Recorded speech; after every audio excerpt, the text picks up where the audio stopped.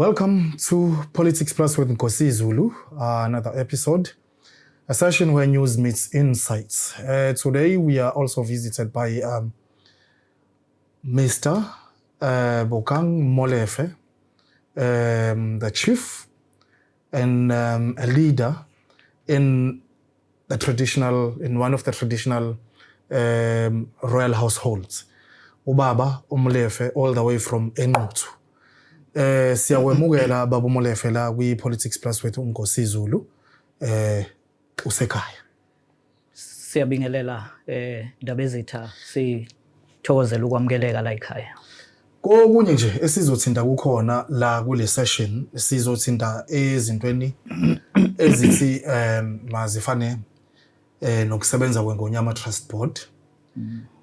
Ubaba azosichazela ngakho sothinta nje lapha nalapha bese kuba current issue or trendayo kakhulu where liquidation of itsala noma the processes esingathi i-Prudential Authority is engaging on or noma ke u-RA bese sibheka futhi ukuthi ne-interest nje nobudlelwano phakathi kwe-itsala neNgonyama Trust no economic factors esingase sithi mhlambe as njengoba uhlala mhlonishwa ebhodini le Ngonyama Trust Board yizini esifisa ukuthi noma singabantu esifisa ukuthi sizibone zenzeka noma ziba ama benefits to us kodwa ke sizokunqamula nje lapha nalapha ngaphambi kwalokho siyafisa ukuthi umhlonishwa azi introduce yena kubantu bakhe mhlambe asiphe no hambo lwakhe nje lokuthi aze efike ehlale kulesihlalo ahleli kusona namhlanje kusuka ekukhuleni kuze kube umsebenzi athweswe wona. No, asibonge kakhulu indaba ezitha sibonge nethuba esilitholayo ukuthi sizokwazi ukuthi sicacise ezinye izinto ezimbadlwanyana emsebenzini ubuholi bomdabu obenzayo ngaphansi kwesifundazwe saKwaZulu Natal. Lo okhulumayo inkosi uBokang Phalang Molefe oyinkosi yesizwe sakwaMolefe lapha ya enhla nesifundazwe saKwaZulu Natal okubizwa ngokuthi iseNquthu umasipala wasekhaya okuyinquthu ngaphansi komzinyathi district.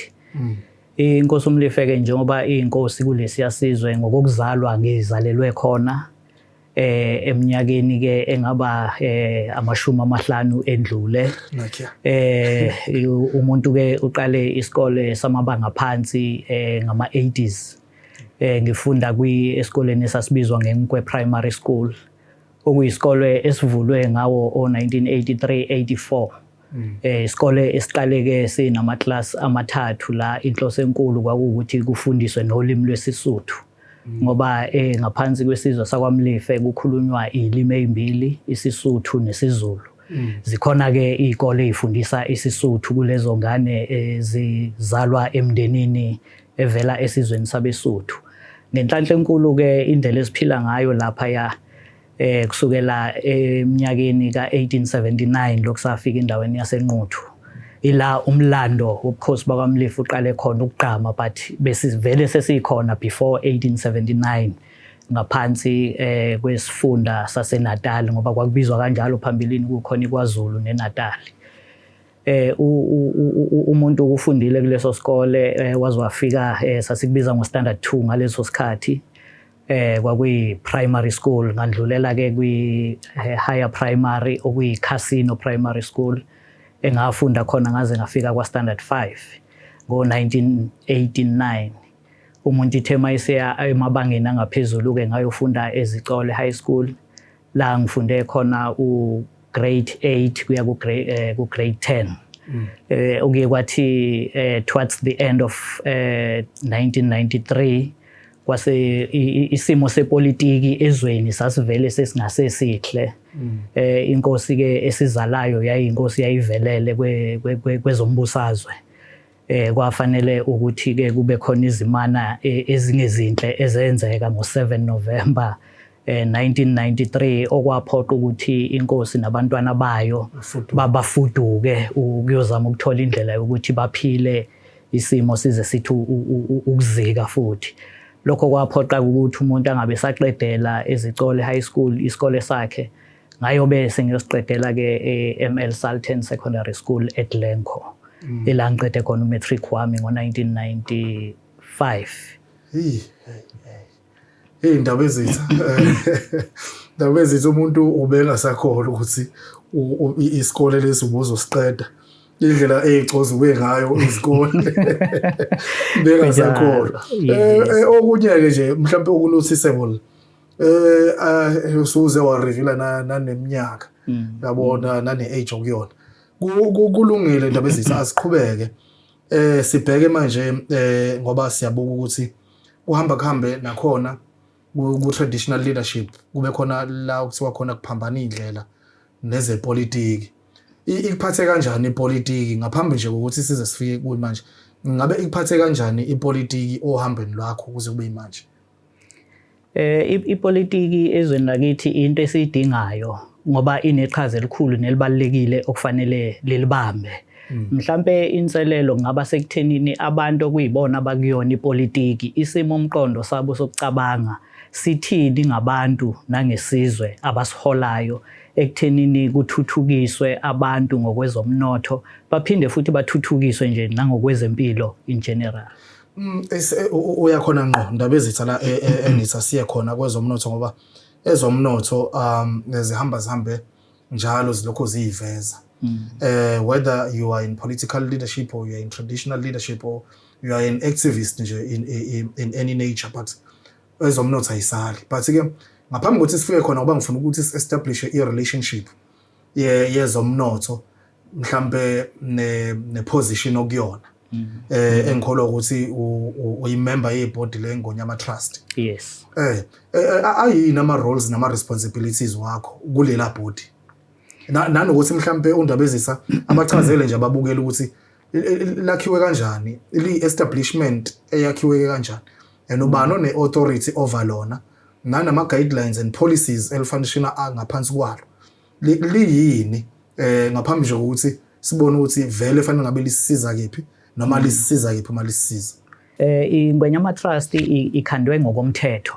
Eqinisweni iNgonyama Trust yes isakhiwo esibhekelele umhlaba wamakhosi zonke izizwe zamakhosi ezibhalisile ngaphansi kwayo. Kodwa isakhiwo esikhandwe umthetho kahulumeni. Lokho okuchaza ukuthi zonke izinto ezenzeka ngaphakathi kwitrust nakwingonyama trust board zilawulwa umthetho kahulumeni omkhulu okuyisakhiwo njengamanje le entity ingaphansi komnyango ophethwe uminister uNyonzo kunational. Ila iboard le reporter khona ngayo yonke imisebenzi eyenzakalayo ngaphansi kwengonyama trust. Umuntu udelokhe efondile ngoba sibuka ekutheni uma ukuthi iNgonyama Trust bese sibuka ukuthi mhlambe kune traditional leadership and authority. Umuntu uyacabanga nje ukuthi mhlambe ngoba umhlaba wamakhosi shutha amakhosi alawulayo. Uhulumeni bese ngena ngayiphi aspect we-trust ungena ngaliphi ngoba siyahluleka noma ukuseparate ama powers ukuthi ngoba phela umhlaba weNgonyama indlula mithi okusho ukuthi fanele ngabe iyona noma ibeka i-traditional council kodwa iyona elawulayo. Uma sekufika sekuzongamela uhulumeni ngayiphi i-angle ngoba ngiyakuzwa udonsa nobaba ubani uNyonzo okwaland reform. Yes. So akuyena na okufanele ngabe mhlambe uthi he becomes subjected to the authority yeNgonyama kunokuthi iNgonyama ibe subjected to umnyango wakhe. Mhlambe ake ngiqale ngichaze ngalendlela khona uzoyigcina uyibonile ukuthi ihamba kanjani. Njengoba lesi sakhiwo seNgonyama Trust sikhona umsebenzi waso ukubhekelela umhlaba wamakhosi nokwenza isiqiniseko ukuthi uma amakhosi kukhona ivumelwano ozenzayo ikakhulukazi ezibhekene nezamabhizinisi la kwakhiwa khona umnotho kube ukuthi inkosi ne-traditional council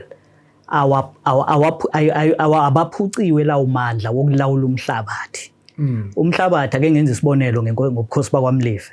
Lapha yakwaMlife ngichaza wonke ama-traditional councils akhona ngaphansi kweKwaZulu Natal.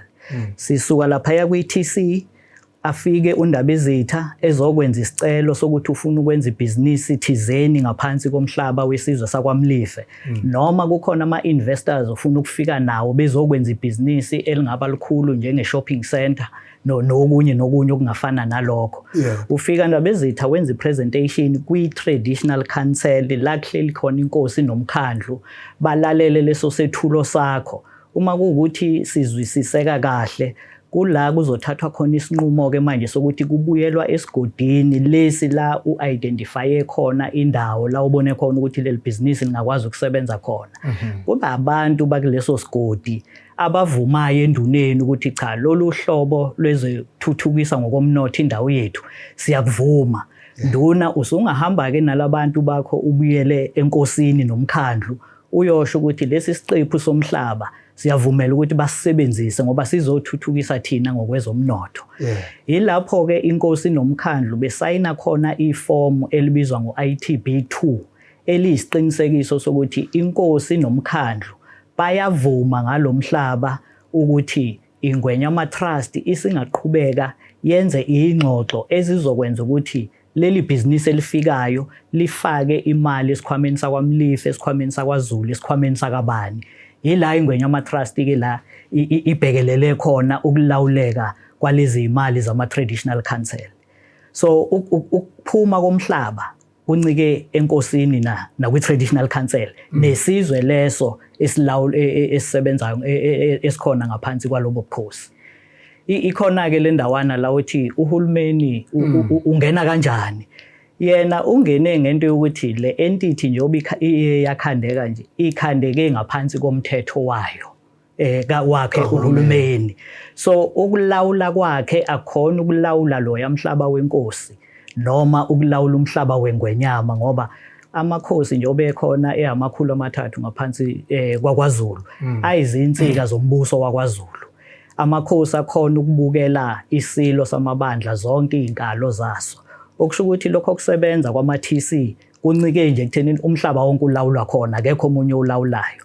Ungqongqoshe uzangene ngokuthi uma sekhandiwa okunye kwakho, uma sekwakhiwa kunebhodi elisho sekufanele lingene leliseliphelelwe isikhathi, kube ukuthi isilo sinengxenye yamalunga ebhodi okufanele liwakhiphe. Indlu yobuholi bomdabu ngokunjalo kufanele kube khona ilunga elilikhiphayo, kanjalo nominister naye unabantu abakhiphayo. Lokho kugcina sekwenze ukuthi sibe nabantu abawu-8 abahlala ebhodini. Bese kuthi lesi sihlalo sika-9 noma isihlalo sokuqala esikhanda u-9 isihlalo sesilo leso esingaphazanyiswa umuntu esikhona. Isilo ke esiyithathela sona isinqumo ukuthi siyayihlalela kuleso sigaba sokuthi sibe usihlalo webhodi noma sithola loyo oyisethenjwa sakho umuntu omdala ukuthi akayommela lapha ukubheka ukusebenza kwebhodi. Yezwakala ke manje iyezwakala kodwa ke umbuzo wokugcina ngaphambi ukuthi simuve ukuthi kungenzeka yini mangabe isihlonziwe indawo for i-development, sivuma isizwe, zivuma induna, ivuma inkosi, kodwa bese uland reform bese uyaphikisa. Uland reform akakwazi ukuphikisa emhlabeni wamakhosi ngoba akanaso isabelo sokulawula lo mhlaba. Emthethweni nasemagunyeni umhlaba olawulwa isizwe, umkhandlu nabantu benkosi bakuleso sizwe. Ngiyabonga. Kunokudunguzela okukhona ebhodini la ohlala khona. Siphe i-insights for the first time la kulendlu ukuthi yini leshukumisa kangaka lapha la okuthiwa khona abanye baya withdraw, abanye bayaxoshwa, abanye baya resign. Yini kwanokushukuma kangaka kwenziwa yini? And futhi ngifuna ukuthi ngiyafisa Ndabezitha ukuthi ukumention mangabe ukuthi kuno political unsettlement ngoba siyakufunda ukuthi ipolitiki ihambe iphinde ingenelele ibe nesandla semfene lapha. Awusilamlela. Yini leshukumisa iNgonyama Trust Board? ngokuqonda kwami angithunyiwe ukuzokhuluma ngeindaba ezithinta ingwenya trust nengwenya board. Bakhona basemagunyeni okufanele kube yibona abangeza bazokhuluma ngalolo daba. Ngale ke mhlambe kokuthi uma ngingagunyaza ukuthi ngikhulume ngayo, kodwa engakuphendula nje ukuthi ngokuqonda kwami awukho umsindo khona ngaphakathi. Into engingayisho nje ukuthi thina ndlemnyama kufanele siyifundise ukuthi ezintweni ezikhona siyazilekelela thina kakhulu ukuthi sifunde imithetho elawula zonke izakhiwo ezikhona zikahulumeni nezakhiwo zethu njengabantu abamnyama ukuze sizoqonda kangcono uma kukhulunywa ngaleso sakhiwo ukuthi kukhulunywa ngani bese siyithathela izinqumo ezicacile ngoba sesinolwazi esiyifundele thina phansi ngaphandle kokuthi uzoxoxelwa inkosi yakwaMlife yafunda leyo mthetho yayisu understanda ngendlela yayo ibisitolikela abantu ngendlela efisa ngayo ukuthi kuzwakale ngayo. Wacasha Ndabezitha, wacasha futhi wacasha kwakufanele ngoba into eyenzakalayo ulokhu umama ekhaya mangabe ehlukumezekile uyahlala ekhaya ebekezele ngoba ubaba usuke samondla bese uma ebuzwa esontweni mhlambe abanye ozawabo ethi hayi konke kukahle akunalutho ekhaya kuphela kuphatheke kahle uyayazi leyo. No ngisiqonda kangconywana isiZulu ngikuzwa kahle. Hayi nokulungile ndaba mangabe ucasha noma uma ungafisi ukusathulela ukuthi athina ama dynamics and political matters kulungile kodwa ke sisize endaba ezithu nawo sesifisa ukubheka ukuthi umhlaba ke nje umhlaba itself ngoba wona o much more oy role player umhlaba ku economy nasekutheni isizwe sibenefit nenze njani ngiyazi ukuthi mhlawumbe kuba khona izinhlelo njoba kade ubeka nje la khona abaqhamukayo o businessmen befisa uku-investa lapha nalapha okusho ukuthi isizwe siwathola kanjani ama benefits from lezo zinhlelo ngoba kuhambe kubuze uyabona ngaphambi kokuthi ufike la Ndabezitha sisisho mangabe sizoba neguest bese bithumela ababukeli ukuthi hey ake sibuzele ukuthi isisiza ngani leyo ngonyama trust kunabanye abantu njengami nje aba very vague mangabe fanele be understand izinto ezifana nalezo but yini benefit yengonyama trust to umuntu nje oyiphilelayo la eKZN like in society benefits isa kanjani? Ubenefita kwesizwe kukabili kwingwenyama trust. Njengoba ingwenyama trust kuyiyona egade umhlaba wamakhosi. Lesikhathi usomabhizinisi efika lapha ya kwi traditional council kuyovunyelwana nesizwe la ibhizinisi lizobekwa khona. Kunezivumelwano eziba khona ngokuhluka ke kwesizwe. Ngokujwayelekile ke nento eyenzekayo kuyo yonke indawo amathuba emisebenzi avelayo. Amathuba emisebenzi. Kwesinye isikhathi not even kwesinye isikhathi ekuveleni kwamathuba emisebenzi kusuka kwi-establishment ye-site kuze kuyofika isakhiwo siphela kuseyamathuba emisebenzi. Nangesikhathi isakhiwo ke leso sesiphelile sekukhulunywa indaba yokuthi ke manje amabhizinisi aseyongena ngaphakathi. Amalunga esizwe nawo ayaba ingxenye yokuhlomula ngokuthi kube khona amabhizinisi abawenzayo ngaphakathi. Sineshwa ke thina abantu basemakhaya ngoba isifiso ngisho singakhona kodwa uma ungenayo icapital ngeke ukwazi ukuyoyifaka kuleso sakhiwo esikuleso sigaba uthi uzorana ibhizinisi lapho ngoba uzoba nezinkinga ezomsebenzi uqhubeka ukuthi ibhizinisi lakho uzolisustain kanjani. Ila uma challenges ikayo esibambe kodwa enye ama benefits akhona esigabeni se traditional council. Ngiyawabona ngiyawezwa ama benefits abukeke ngama prospects ngoba to be quite honest now ngizoba nje very broad ngoba Ndabezitha kumele ukuthi sikuvezele abantu lokho sesibuka ingonyama trust board sina as people abahosomathuba ungangizwa kabi indaba esinalento yokuthi they are using this vehicle to enrich themselves noma to exploit not to explore, to exploit their own personal and financial gains.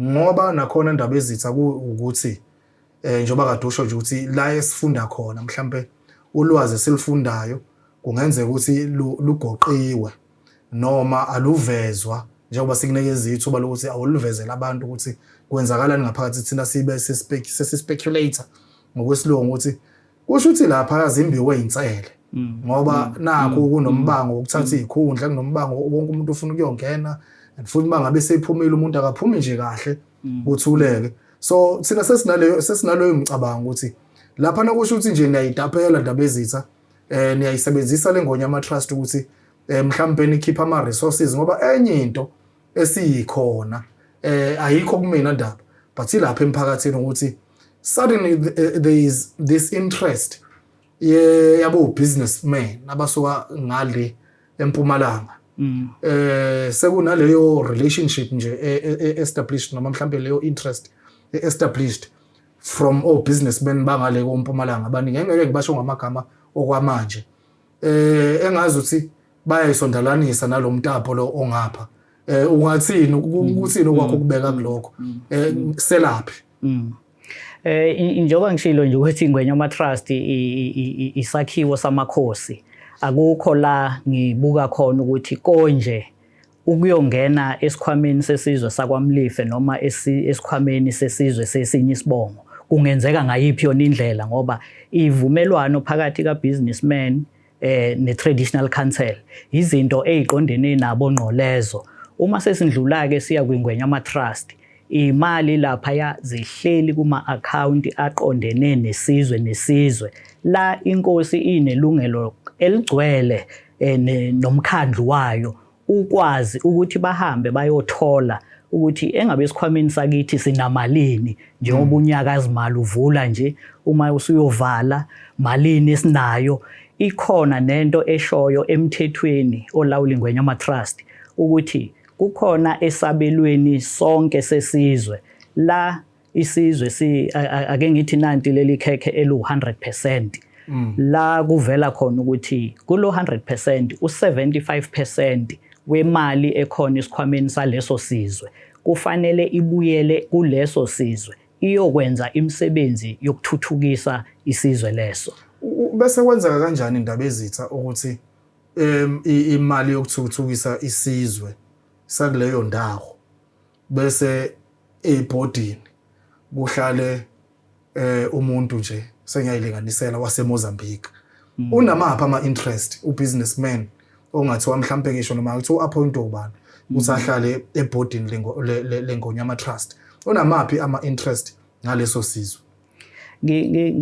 ngicabanga ukuthi mhlambe abangaphambili kunathi abangaphendula kangcono umbuzo loyo osobala ozibuza wona ukuthi uma kuhlela umuntu ongekho ngaphansi kwesifundazwe sakwaZulu Natal ezohlalela ukubuka ukuthi kwenzakalani konje yena unayiphi yona iinterest kodwa umthetho ulawula ukuthi bekhona abakhethiwe ngaphansi kweKwaZulu Natal kodwa nabantu base South Africa banelungelo lokuzobamba iqhaza ekuthenini kubonakale umnotho wesifundazwe sakwaZulu Natal ngomhlaba okhona kuthuthuka kuya phambili cha kuyezwakala endaba ezitha asidlule bese sibheka ngoba sikhuluma ngezokuthuthukiswa komnotho yes for abantu besifundazwe bese sibheka ke manje ubudlelwano ingonyama trust enabo nethala engazi ukuthi sonke siyezwa ukudunguzela neindaba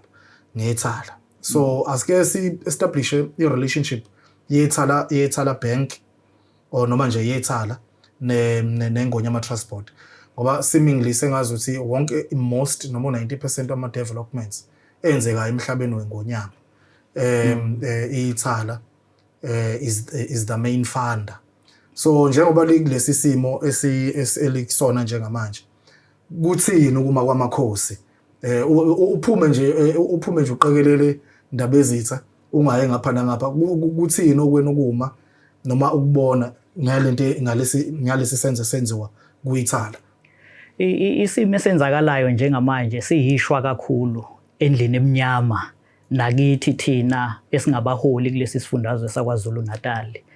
Ngikhuluma nawe nje isakhiwo sobuholi bomdabu ngaphansi kobuholi benkosi uShinga. Kube nezinhlelo la inkosi uShinga iyabiza khona i-extended executive ye Provincial House of Traditional and Khoisan Leaders kule province.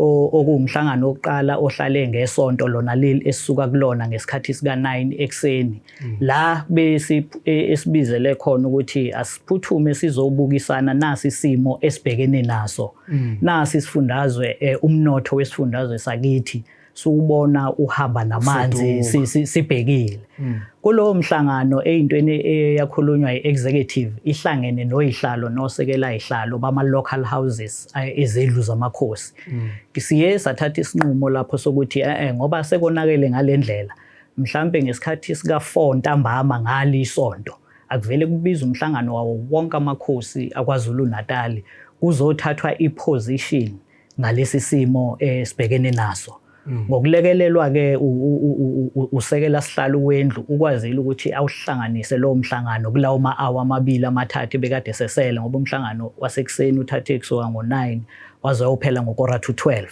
kwafanele ukuthi masiphuma kuleyo mhlangano kulungiselelwe umhlangano wawo wonke amakhosi awu300 aKwaZulu ngo4 wenzeke nini izolo ngesonto yes ngenhlanhla amakhosi akwazile ukuqhamuka noma bekade kuyi-short notice into eyaba yinhle kakhulu ubuningi bobuholi bama-local houses bukwazile ukungena kulowo mhlangano ka4 ntambama la siye sathatha khona-ke isinqumo sokuthi cha kufanele kube khona okwenziwayo ukuvikela ibhange lethala ukuthi lingafuduswa lingaqedwa ngesikhathi esifanayo sinakho emqondweni ukuthi konje uma ke kwaphela ngethala thina siyoba yini singamakhosi ngoba ukuphila kwabantu bamakhosi ukuphila kwabantu besilo kuncike kulithala leli ngifisa nje ukudlulisa ukubonga kakhulu kuyingodudu Research Institute ngokuthi isilethele wena la ngoba kwi-interaction yami nayo ikuvezile ukuthi bekufanele ngabe khona i-media statement from umhlangano bese sengena nawo ngabe isiphumile i-media statement i-media statement iphume izolo izolo yes awukwazi ukusharisha nathi ngoba besingakabeka amehlo ethu khona ukuthi imaphi lama interventions noma iziphi lezi inqumo enithathile eningathi zingama standpoints noma zingama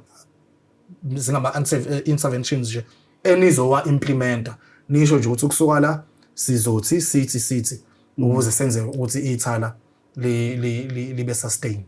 Isinqumo esithathwe amakhosi emva komhlangano wangesonto ngo4 ntambama kube ukuthi ukungenelela kwethu okokuqala sithi asihambisani nokuchithwa nokuvalwa kwethala ngoba ukuvalwa kwethala kuyobe kusho ukuthi ogogo bethu abase ukwazi ukuphinde bakwazi ukuba nama-account emabhange ngoba ilona bhange leli eliqonda kahle usizi lomuntu omnyama lukhuluma ulimi lwabantu bakithi laKwaZulu futhi liyaqonda nokuphila kwethu nokuqonda ukuthi masifika kulona siyofuna lolo sizo siyakwazi ukulithola ngale kokuba nezinto eziyimgoqo engakwazi ukusivimba sikwazi ukuthi sithole lolo sizo lwezimali nokubeka izimali zethu ngokuthemba ukuthi ibhange lakithi leli elasungulwa omunye wethu inkosi yakwaButhelezi eyayiphethe uhulumeni lo eyayimphethe waKwaZulu ngaleso sikhathi so singamakhosi asikwazi ukuhlala sibukele phansi ibhange labantu abamnyama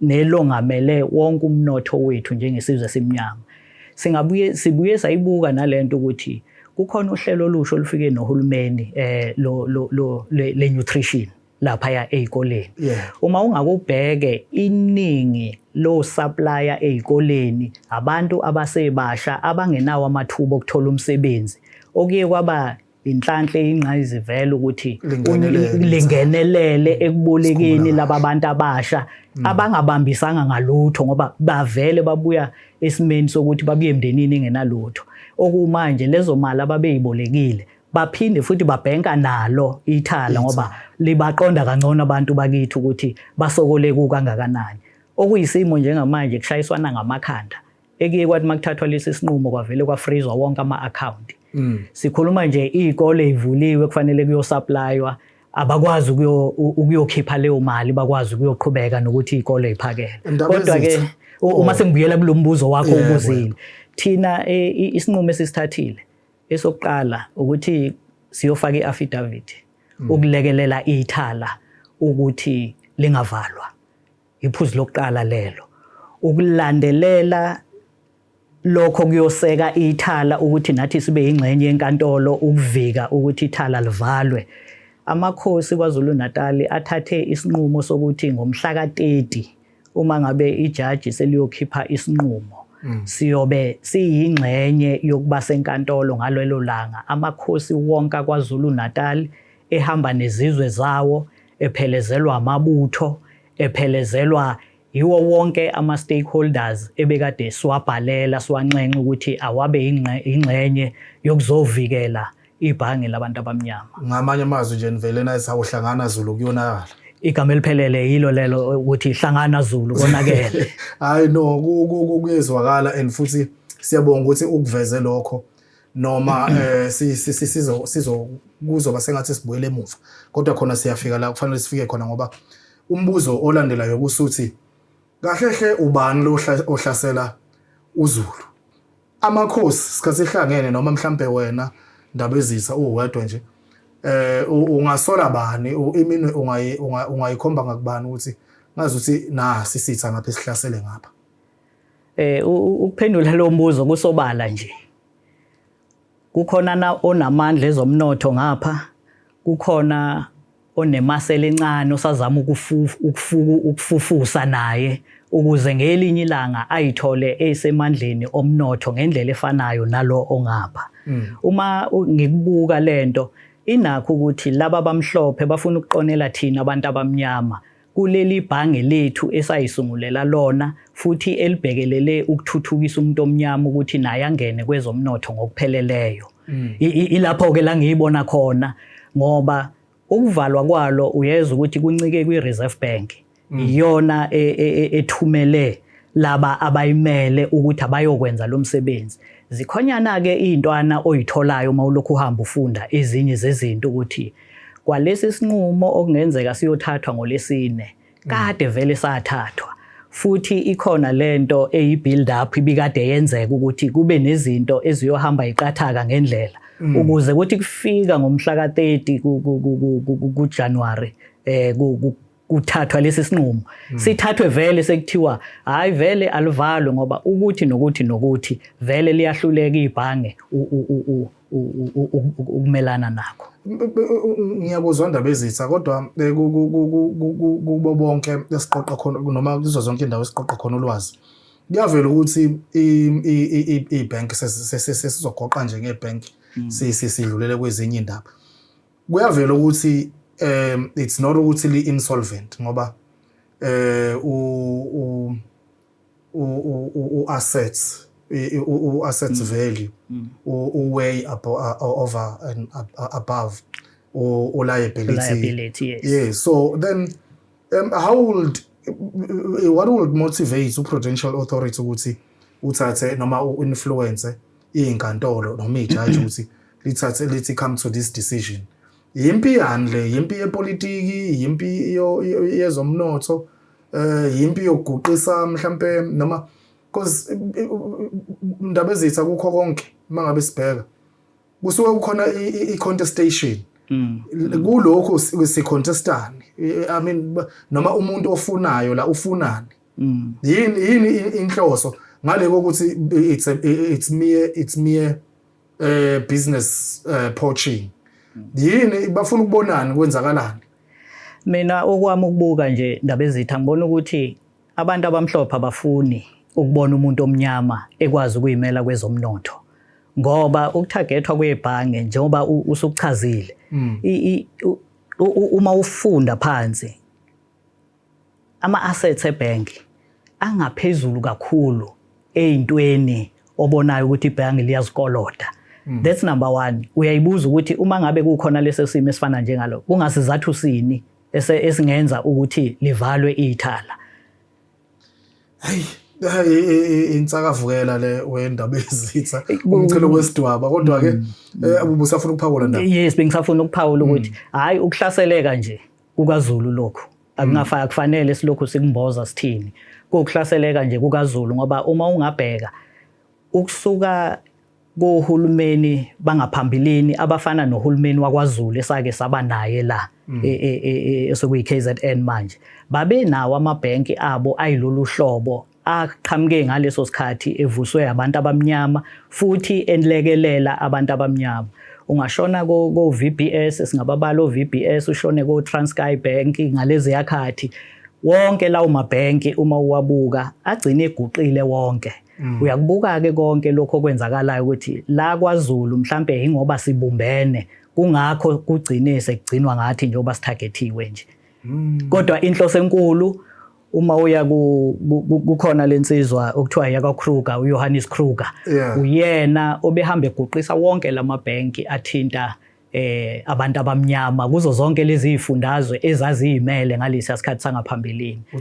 Uthunyelwe uJohannes Kruger uyabona ukuthi ukusebenza kwakhe yes yena noma esebenza ngendlela asebenza ngayo ukuthi usuke ezolekelela lawo mabhenki kodwa izinqumo ayithathayo ziyakutshengisa ukuthi izinqumo vele zomuntu osuke eze ukuzobheka ukuthi kukuphi la nibuthaka ngakhona noma la singanenza ngakhona ukuthi nigcina niqumbeke phansi ukuze lo mnotho enithi nikhandela wona ugcina ubuyele ngale.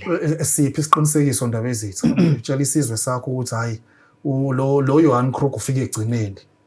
Hayi no sicabanga ukuthi kusekugcineni manje.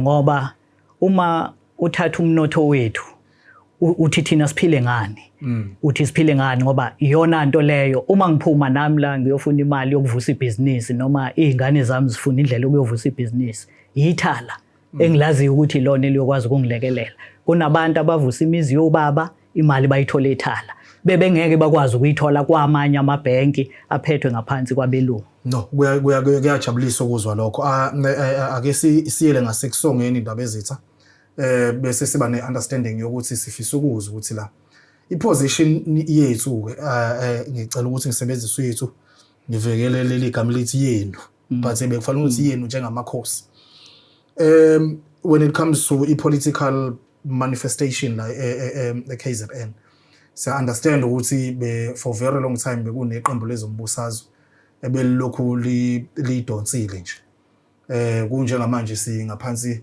wohulumeni wobumbano with a major role or with a majority of your people bevotele iMKP engaphandle okuthi iqembu eliphikisayo.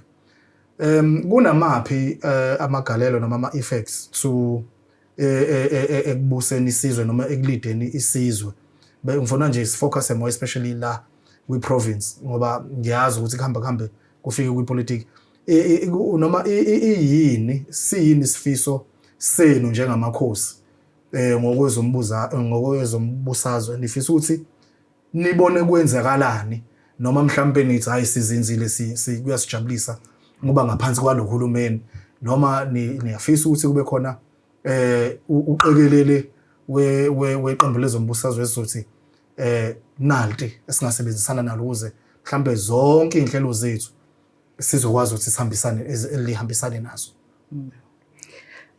Angibeke kanje Mageba inkosi nenkosi njengomhlali wase South Africa inalo ilungelo lokuyikhethela iqembu lezepolitiki elithandayo nanokuthi mase kufika isikhathi sokuthi ayofaka isiphambano uzosifakapi. Sihlukene imkhakha emibili ke. Akhona amakhosi aphumela obala ukuthi ahambisana namapha amaqembu ezepolitiki amanye futhi amakhosi awoza kwethu aze ayingxenye yezakhiwo zikahulumeni ngokuthunywa yibo sopolitiki kusuka esigabeni sikamasipala uye esigabeni selegislature eKZN uzuyofika kwiparliament eCape Town.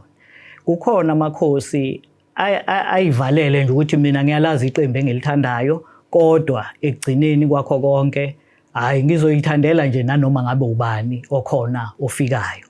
Kodwa isihlalo sobukhosi sithi wonke amaqembu ezepolitiki afana nazo zonke izinkolo ngokwamasonto ezikhona ngaphansi kwezizwe zamakhosi uma ngiyinkosi yakwaMlife ngiphethe abantu abacabanga ngeindlela engafani abanezinkolelo futhi emaqenjini angafani nokuyilungelo labo ukuthi bangene kulawo maqembu. Okwami njengenkosi yabo ukuthi wonke lawo maqembu ngiwamukele ngaphansi kwesizwe sami futhi ngibasupporte bonke ngokulinganayo. Kuhleke futhi mangingayivezanga ukuthi ngihambisana nobani kuyabonakala gqama ukuthi inkosi isithanda sonke la.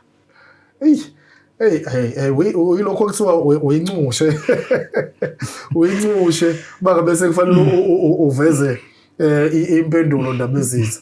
Lo kulungile mhlambe ke futhi ngoba isikhathi siyasiphelela.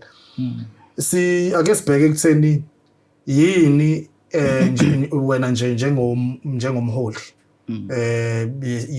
wesizwe ongathi going ahead kusuka manje unakho ephaketheni noma ke ngasasuka ephaketheni noma emgodlagodleni okuwama initiatives noma okungama plans ongathi ukubekile abantu bakho ukuthi mhlambe bebheke in terms of development noma nje mhlambe mekhona ama projects akhona endaweni le ngaphansi kwakho noma nje kwezinye indawo yini othi ikhona abantu abayibheke. Ngaphansi kwesizwe sakaMlife inhlelo zentuthuko zikhona ziningi. Isimo ke esibhekene naso uyazi ukuthi kwezomnotho singabantu abangabahle kahle hle. Kodwa ngokomthetho wakwaMlife olawula khona abantu esifocuse kakhulu kubona abantu abasha. Kangangokuthi uma ngabe kukhona umhlaba mawukhishwa siyazi ukuthi umhlaba kuyo yonke indawo mawukhishwa ayikho into ukuthi umhlaba uyaphuma nje yonke imhlaba iyakhokhelwa makukhona ofisa ukwenza ikakhulukazi mayinto ezothinta ibusiness.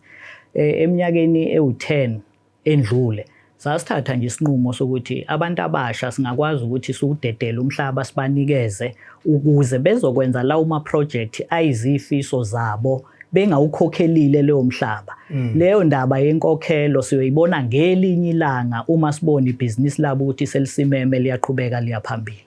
Abantu abasha abasethubeni elikahle lokuthi bangene kwezolimo njengoba lapha yakwaMlife umhlaba sikwazi ukudedela siwudedelela abantu abasha nesinxusa ukuthi uhulumeni engathi akasondela ezolekelela ukuthi bawulime leyo mhlaba. Sinamadolobha ke lamadolobha asemakhaya uma ngabe lo mkhiqizo usuphumile lapho mina njengenkosi yesizwe ngilekelelwa umkhandlu ngizinikela ukuthi ngihambe ngiyonegotiate nosomabhizinisi bedolobha laseNquthu ukuthi lo mkhiqizo ophuma lapha yakungaba amaveji kungaba yini awuphume phela uyodayiswa kuleli dolobha ngoba leli dolobha vele lidolobha elikhanda imali ngabo bona laba bantu bala eNquthu. Umnikelo abangawenza nje ukuthi bathathe lo mkhiqizo wawo bawufake emashalofini bese phinde bedayisela bona futhi laba bantu.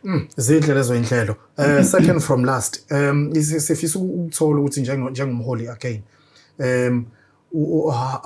uyitreata kanjani noma ikuphethe kanjani noma uyiphatha kanjani wena indaba ye technology nalento okuthiwa u digital society ngenxa yokuthi izinto eziningi ezenziwa manje zenziwa la emafonini and uma sibheka nawe mhlawumbe mangabe observer isizwe sakho siholayo sine focus kakhulu ade sikhuluma nje nenye yama guest wethu khona la ukuthi we become so much attached to izinto ezimaterial esiyibona la emafonini so and we tend to spend into a very valuable kulezo zinto njengesikhathi. So umbuzo uthi how do you then synergize appreciation ye technology ne development then with izinto mhlawumbe ofanele ngabe ziyenzeka esizweni sakho ngoba siyafisa ukuthi ibe khona i-development but le development may contribute towards the enhancement yawo wonke lama projects okhuluma ngawo but kuyenzeka ngabe ikuphethe kanjani noma wena uyiphethe kanjani.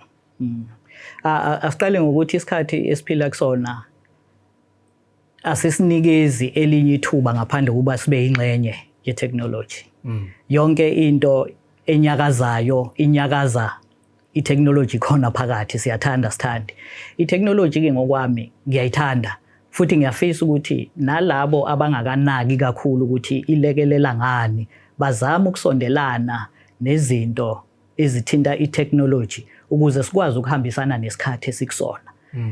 Ake ngikhulume nje izinto esizenza ezizweni ikakhulukazi bona abantu abasha abakhuthalele ukuhamba imihlangano yezinduna namakhosi.